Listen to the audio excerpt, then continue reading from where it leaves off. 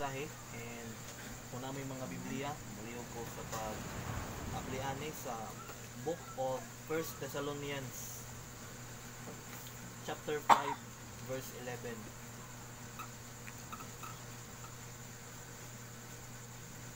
1 Thessalonians chapter 5 verse 11 na maliw ko sa pagtindog niya kung basahon ang pulong sa Ginoo. 1 Thessalonians 5:11 akong basahon. Therefore, encourage one another and build one another up just as you are doing. Nagampo ta Ginoong Dios nga labing gamanan amo kang ginadayeg ug ginapasalamatan karon nga gabi dayon ka nga magauban sa among Ginoo samtang maminami imong pulong. Kung ablihon amo nang nagkasing-kasing nga amo ang sabtan dawaton ni ang pulong ug amo ang i-apply sa mga kinabuhi. Ginoo among gitugyan sa imong tanan, in Jesus name we pray. Amen. Ipalihog sa pag alingkod. Ang title sa to ang sermon karon nga gabi kay Be an Encourager. So ang parahinta sa ato ang kanang emphasis karon na bulan no, encouragement. So kaning text or passage kanang sa chapter 5 maghisgot si Apostle Paul iyang gina-encourage sa mga Christian sa Thessalonians ba nga kanang iyang ginadasig kay ang hapit na ang pagbalik sa Ginoo unya apil ta ani nga kanang maapil ta ani sa pagbalik sa Ginoo nga iyang natang kanang bayawon no rapture. So atong tanawon karon nga gabi unsa ang mga kinaiya sa usa ka encourager no, kay importante man sa usa ka community sa community sa mga Christians nga naa gyud ang pagdinasigay ang pag-edify sa matag usa, especially kay hapit na gyud mobalik ang Ginoo. Muna nga ginasultian sila ni Paul nga ang encouragement is a vital aspect sa usa ka Christian community. Di gyud pwede nga wala na siya. So number 1 ang kinaiya sa usa ka encourager kay speak words of support. Magasulti og mga words nga maka-uplift sa mga Kristohanon. No, ang ato ang words duha ra man na makapadasig ug makapaluya, di ba? No, ang ato ang words daw makahatag og kadasig og ang usay makapaluya. No, as believers ato ang anong ginatawag ta ginasubo ta sa Ginoo to speak words of support, mga words nga maka-uplift ba. Pwede man ta mo tuan kanang mo criticize, pero kanang constructive criticism makapahatag sa iyang hagit ba, kanang pwede ta mo comment pero dili kanang destructive, dapat constructive, kanang namay kalayan ana ang imuhang comment sa iya ha. Example karon nang hinlo simbahan ang imuhang ginastorya kay sa man niya pagkahinlo man ni klaro, di ba, destructive.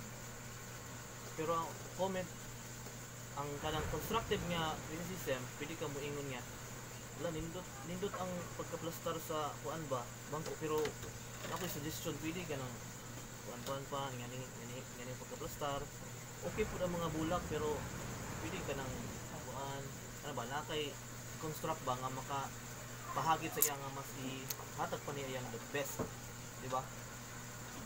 Kanang in a gentle way ba nga makastorya ta siya magdasig. Pwede man dili pasabot nga din ta pwede mo comment or mo criticize. Ato yung man nga dapat constructive criticism. So ingon sa Proverbs 18:21, the tongue has the power of life and death, and those who love it will eat its fruit. So ginasulti ani nakamatuoran nga ang atong tongue naa siya power ba over life and death. Grabe nga gahom ang kanang naa sa tong dila. Mura daw siya kanang timon sa barko bitaw yung Pastor James. Kadakuan ang barko pero gagamay ra sa timon. Kaya niya patuyok pa ng barko. Kaya na po ang tang na to. pwede siya maka-distract, pwede po siya maka-construct. Okay? Kay nadumduman ako sa wali po ni Ate Asil ng gabi. Kana bitong katod yung sa PhilHealth, itong naa sa PhilHealth niya. Dadong babae dito nga nag Yo. Kunya kung ilaha pa tong kasab-an or mo-react sila, ilang awayon to. Samot ba ang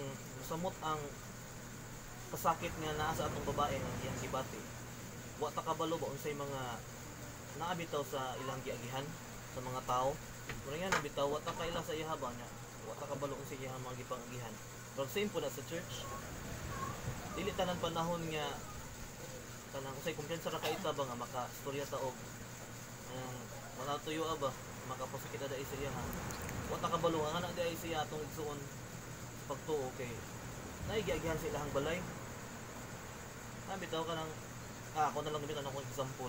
Taon na katong sige na og away ako mamagpapa bitaw nga to the point nga nagbulag gid ako mamagpapa. Siyempre, naapektuhan akong pag-eskwela, naundang akong pag-eskwela ato. Naapektuhan po ako ang performance simbahan. Kunya, kanang mo tanay ako ang comfort nga place ang simbahan. Pero pag abot dito, kanang di ko amit ako, kanang gisaway ko ba? Ano, nga naman ka? Naluya naman ka sa pangalanggan. Ano? Wala mo lang nakaingon nga, kumusta man ka? Anong simple word nga, kumusta ka ba? Kumusta yung pamilya? Kaya grabe gito nga affected kami magsuon sa nagtabo sa mong mamupapa. Kaya everyday yun sila gaaway. Ang literal nga everyday yun kadlaon pa lang makamata nami sayo kay sige sila gaaway. Unya pagabot simbahan kay wala man lagi sa isa nga nakapa-dasig bitaw sa kuha. Murag ang gihimo na lang noon sa kuha kay discipline na noon ko. Mo to nga long story nga mo nang naabot og mga agoy. Kay di ako naka-find of peace. So, yan na, naidako gyud nga kalabutan ang usa ka encourager na gyud sa iyang ginaiya to speak words of support. Dako gyud na nga kalabutan sa ato ang pagtubo as a community no diya sa church. Number 2 nga kinaiya sa usa ka encourager kaning show act of service. Ang ato ang pagiging encourager dili lang just about words but also our actions. No, kailangan ato ipakita ang atong action sa ilaha sa atong mga kaigsuon na diha sa atong Christian community. No, we can show love and encouragement sa ilaha by serving in tangible ways. Makapakita ta na sa atong action dili lang words but napoy dako ng kalabutan ng ato ang actions, the way we act. No, kanang ako yung nawali sa una kanang pagbisita. Diba dako gyud ang nga kanang utang ba sa imong gibisitahan na pagbisita. Grabe gyud na siya ka dako nga impact. In Galatians 2 giingon diri ni Apostle Paul, carry each other's burdens and in this way you will fulfill the law of Christ. No na gina-encourage pud ka, ginatawag ka to carry each other's burdens. Papaano dili lang words but also in action. Salamat kayo nga nato ang mga pastor, mga deacon, grabe po sila ka-active sa church, grabe sila ka-active sa pag-visit ni Pastor Oning, Pastor Buni, naagit mo sa mga makita na ako ng mga grabe mo visit ba, naagit ang nilang act of service anang apart. And sa uban po, sa uban naagit ang kanang support dahil na kita po na ako ang pagtinabangay sa mga kalisunan nato simbahan sa atong Tapos Crusade ay mga nagtuan sa likod, mga kuan lang ba tawag ana, mga behind the scene ra ba nga panlihok ana. So dako na sila kalabutan mo mga nagrepack, nagbantay sa hilid kay nagbantay sa bunggo nga dako na kay nang butang. Dako na siya part sa atong crusade. So nagara siya sa bunggo nagbantay kay basin taon hilabtan og mga karton bitaw. Ana, mga simple act of service nga magapakita ba na you are an encourager. And last, number 3, by the way, tulo ni ka S, speak words of support, shows act of love, and number 3, strengthen in spirit. Na ang true nga encouragement dili lang sa physical but it goes beyond. No, apil po atong spiritual. dili lang siya sa physical but also in our spiritual aspect